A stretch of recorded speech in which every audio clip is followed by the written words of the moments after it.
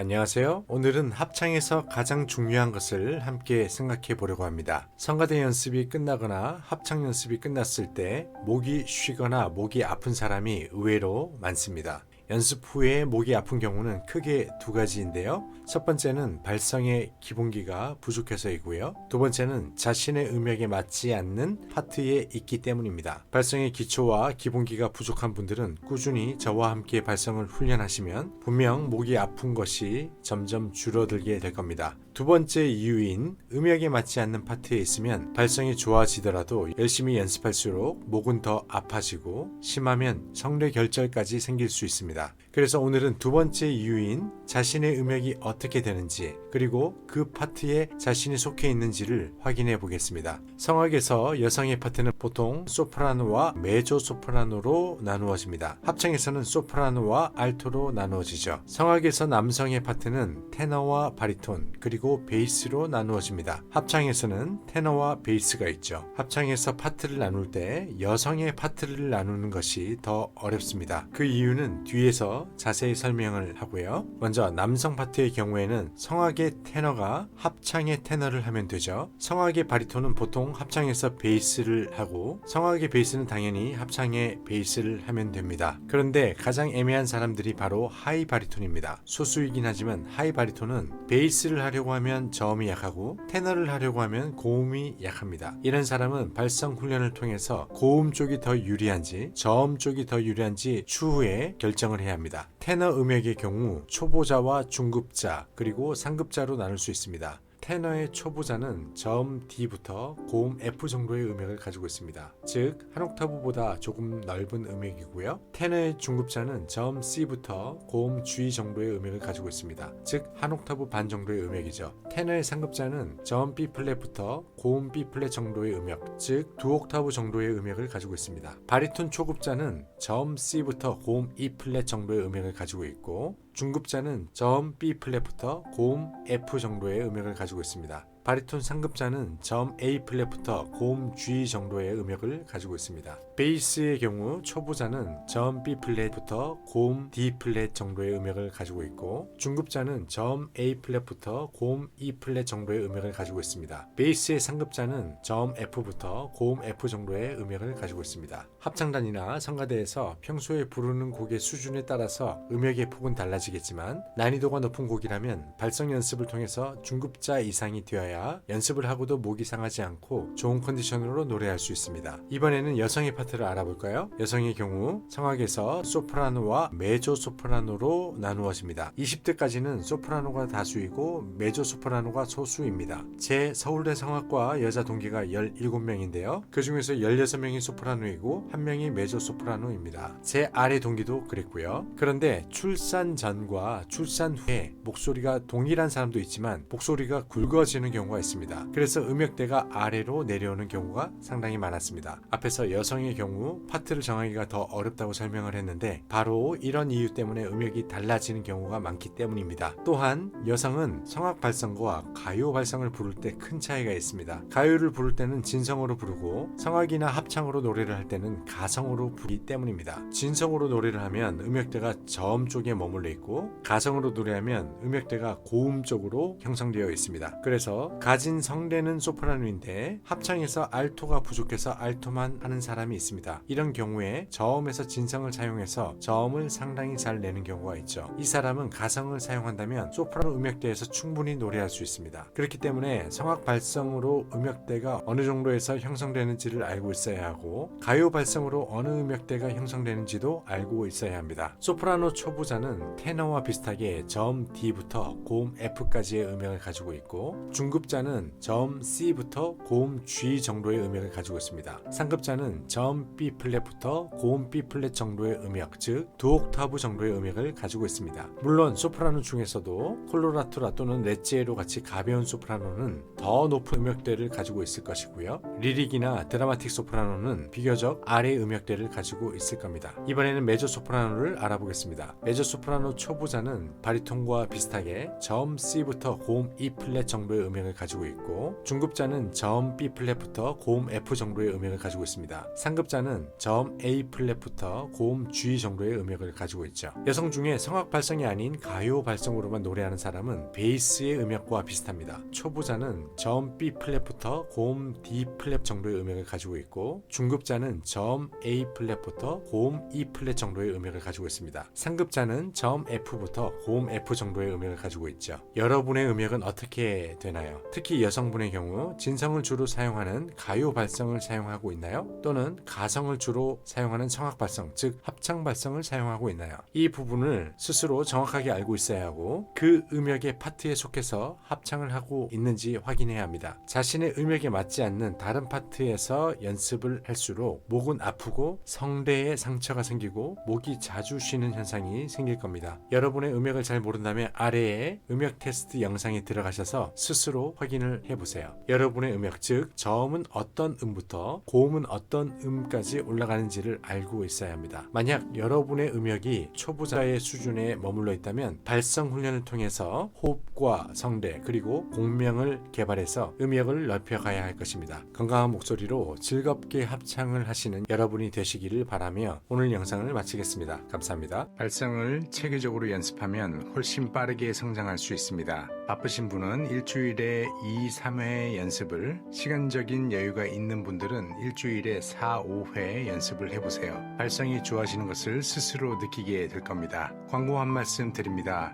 제 채널에서 멤버십을 만들었습니다. 이전에 올렸던 성악 발성 레슨 50강 강의와 합창단 성화대 레슨 17강 강의, 그리고 성악 입시 비법 10개의 강의를 모두 공부하실 수 있습니다. 또한 멤버십 회원을 위한 특별 레슨 영상을 업로드해 드릴 예정입니다. 멤버십 가입 방법은 구독 버튼 옆에 있는 가입 버튼을 누르시고 절차에 따라서 진행하시면 됩니다. 많은 이용 부탁드립니다. 감사합니다.